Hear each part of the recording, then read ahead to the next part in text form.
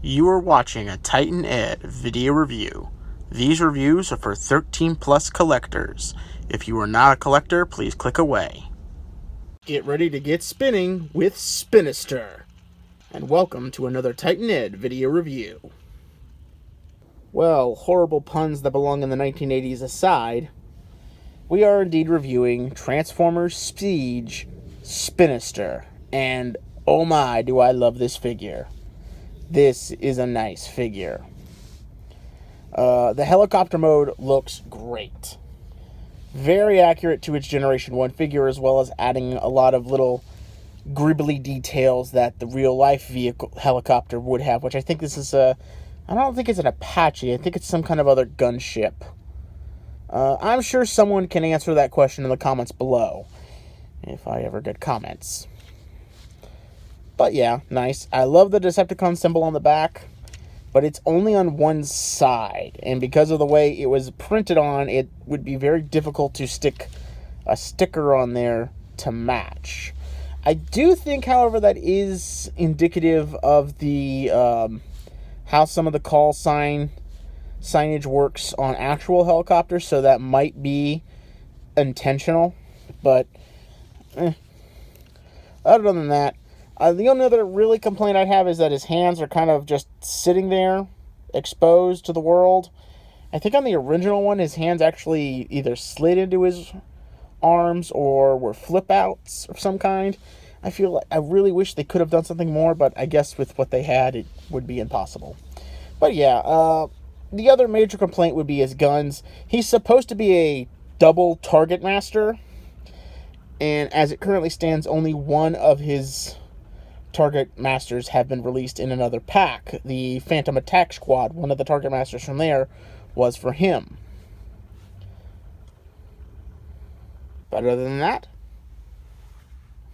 the vehicle mode is awesome in my opinion. So let's jump into robot mode. And we have robot mode, and well, I'm gonna have to say it. This guy's paint scheme screams late 80s, early 90s. And I love it. The pink, the very deep almost Decepticon purple, the very almost I want to say borders on a neon blue, but it's like a very subtle neon blue. I don't know, I can't describe it as well. And of course, those well-designed legs, but we will get into that in a second. Again, this is an awesome figure, and I love it. Now, luckily, he does come with both of his guns, which can fit in his hands. Give me a second. Of course, I can't put them in now. I'm in the middle of the review.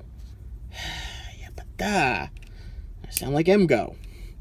But yeah, you can attach both guns to each hand. They look nice, although the way they're designed, they kind of remind me of the kind of arm cannons the Transformer Prime toys tried to go with. Like it was supposed to be, the hand was supposed to be replaced by the gun itself, unless it was outright carried by the Transformer. It's very interesting. And the cannons and the two guns can be kept together, just like the original double Target Master figures, Target Masters, which could combine together, which is nice. As you probably have seen while I was messing with the figure, this does have a locking point to kind of hold it in place, but it's not a perfect locking system. As you can see, it kind of wobbles. I will say it's a lot better than a Generation 1 figure, so at least there's that. Though I will say one bit of design I love is the legs. These are amazing. So on the original figure, the figure had what was essentially a monoleg. It used the entire cockpit as the legs. Because of it, these, let me see if I can get a better angle. There we go.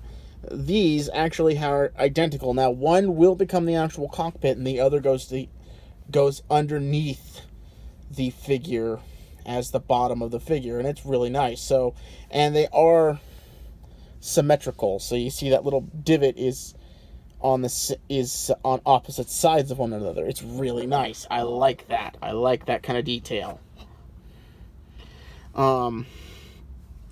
He also, like every other Siege figure, has those little Siege ports, divots, pegs, whatever you want to call them, but he doesn't have them in symmetrical places.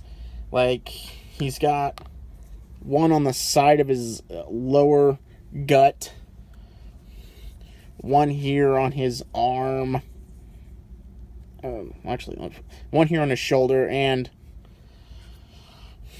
one here on his arm. So you can really make him look like he's getting torn to shreds with some flak fire or something. That's pretty nice. Although, oh, well, if you can hear that, sounds like someone on the airbase does not like my video reviews, so, great timing. Although I don't think, yeah, he doesn't really have anything on his legs, which is interesting, to say the least. But yeah, this is awesome. I do recommend him. Unfortunately, I don't have both his Target Masters. Now the current one that has been released, his only Target Master, this is called Shrewd for the Phantom Tack Squad, but it's been confirmed this is supposed to be Hair Splitter for his G1 figure. The other one, Singe, has not yet been released, or it may have been released, but I haven't been able to get my hands on it. When I do, I plan to do a full video review on him and show him off with his the Titan, or his Target Master partner. So yeah. Other than that, I think this figure is absolutely awesome. I'm not usually a fan of helicopter Transformers, but this figure I think is perfect. Definitely should be in a lot of top 10 Transformers of the year. I'd definitely say somewhere around 6 or 7. Other than that, if you see him, I recommend picking him up. He's an awesome figure, and I would like 10 repaints, please, Hasbro. Or at least 2. Something, anything. This mold is just too good to use once. So, until next time, this is Titan Zed saying, I'll see ya when I see ya. As a famous cartoon uncle would say, one more thing, I totally forgot to do size comparisons. Sorry about that. So here's size comparison to a previous review, Ape Face. If I can get Ape Face to stand up. Come on, buddy.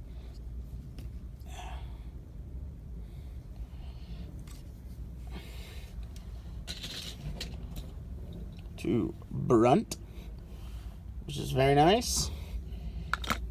And a possible future toy review, Sound Blaster.